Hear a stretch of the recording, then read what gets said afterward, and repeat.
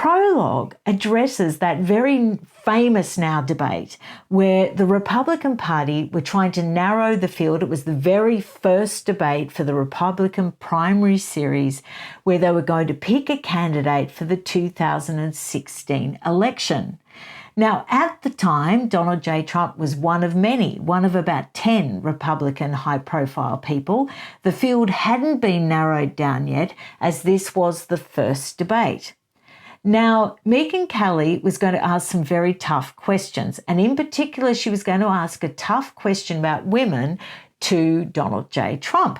And word had got back to his camp that this was going to happen. And he'd brought a great lot of pressure to bear down on Fox News and down to the organisers of the debate, trying to get her questions pulled and trying to put enough pressure on that they would think twice and probably go easy on him. He was right on the front foot about this. Now, Megyn Kelly woke up that morning and she's going through the questions on her phone. She's well rehearsed. She's rewritten these questions over and over and over and over again. And as you read this book, you can see she had no agenda against anybody, against any political candidate of the time. She did not have anything. She had no prejudices. She wasn't trying to prove anything. She was just trying to deliver questions that possibly the Democratic Party would focus on when the Republican candidate was actually picked. She thought that these questions reflected the key issues of what would be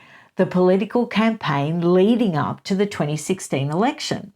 So there was no agenda there other than to be a thorough and good journalist.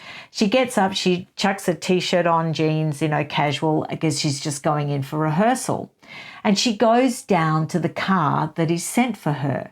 And the conversation with the driver goes like this. "Oh, Mrs. Kelly," the driver said when she got into the car, "I'm a huge fan of yours. I want to help you. I'll answer phones for you. I'll do anything you want me to do today. I'll iron your suit. I'll run errands. May I go get you a coffee?" So obviously the over-the-top offers were designed to establish a rapport. Then Megyn Kelly says, "No, thank you," I said. "I'm good." "Let me get you that coffee," he said. "No, thanks," she said again. "I'm really okay. They have coffee there."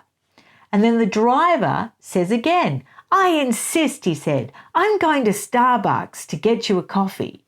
Now, Megyn Kelly, I always say Megyn because of Meghan Markle, it's Megyn. Megyn Kelly said that she didn't really like Starbucks coffee, actually, and that she preferred the sort of coffee that's just in the jug at the convention centre and lots of it. That's what she said.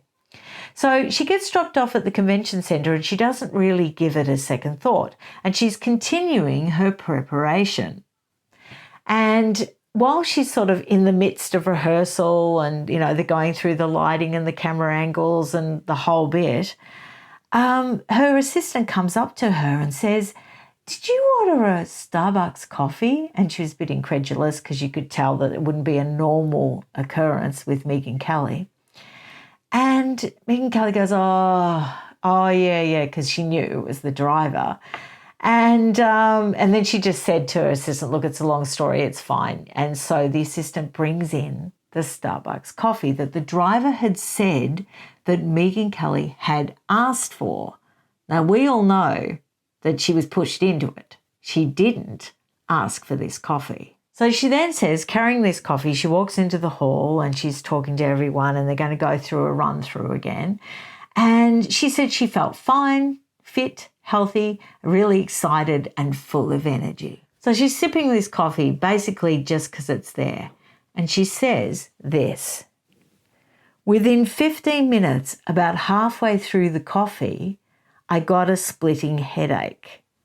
Now, from there, it went from bad to worse. She ended up, needing to go and vomit and, I won't go into detail, but you get it was violent, it was constant, it was her whole body. Now, when your body kicks in like that, so violently and so quickly, it's actually trying to save your life. It's trying to rid the body of something that is very, very dangerous when you have that sort of violent reaction. It's the same if you drink too much alcohol. Your body kicks in, you chuck up because your body's trying to stop you from basically being poisoned and dying.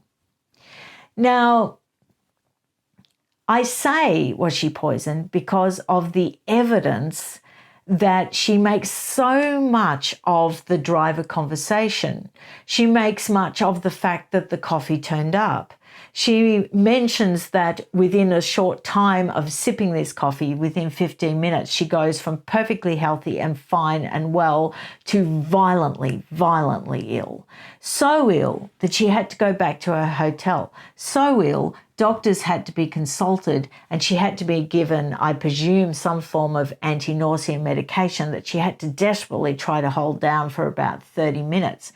Now, it makes me wonder whether if she had drunk more of that coffee, whether she would have been able to recover. It took her the whole day to recover.